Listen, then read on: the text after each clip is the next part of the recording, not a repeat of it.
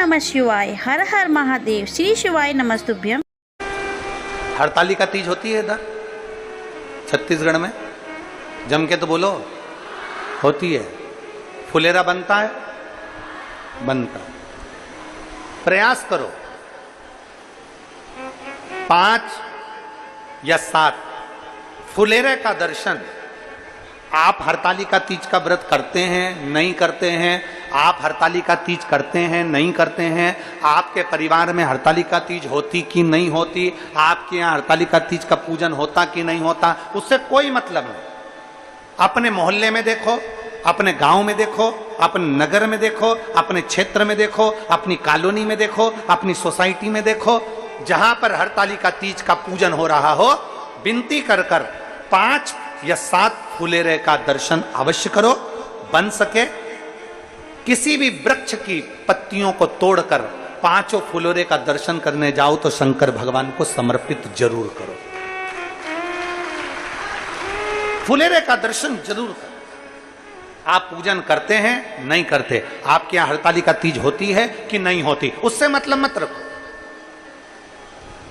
और 5 फुलेरा या 7 फुलेरे का दर्शन कर कर बड़े प्रेम से भजन गाकर, दर्शन करने का मतलब ये नहीं है कि मैं दर्शन करे और तुरंत भग लिए, नहीं, बैठे हो, हमारा भजन चल रहा है, 1 भजन 2 भजन तुम भी गा कर आओ, नहीं गा कर आओ तो चिल्ला कर आओ, श्री शिवाय नमस्तुभ्यम।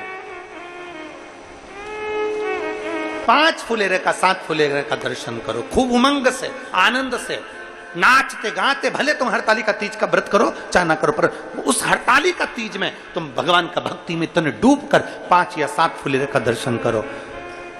बन सके मन में अगर कोई ही कर लिया, अपने पलंग पर पड़ी पड़ी भी फुलेरे का दर्शन कर लिया है, तो नारी को हरतालिका तीज के व्रत का फल प्राप्त हो जाता है। 7 फल हैं भगवान शंकर के हरतालिका तीज के फुलेरे का। पहला फल व्रत का मूल। दूसरा,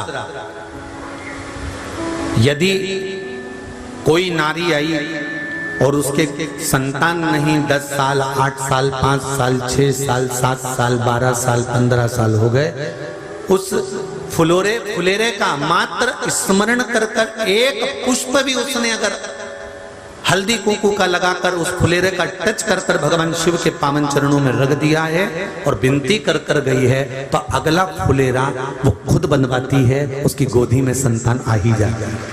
अगला फुलेरा वो खुद बनवाएगी, के जाएगी, जीजी अगली बार फुलेरा मेरी तरफ से बनवा देना, मंदिर में फुलेरा मेरी तरफ से लगवाना, अगली बार जब तुम पूजन करो तो फुलेरा मेरी तरफ से बनवाना। ये फुलेरे का महत्व।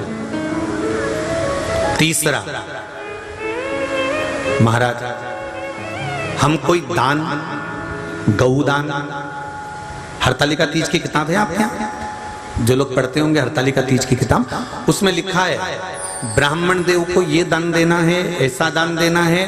अब कोई गरीब है, कोई साधारण है, नहीं है किसी की कैपेसिटी, नहीं दे सकता, तो क्या होता है?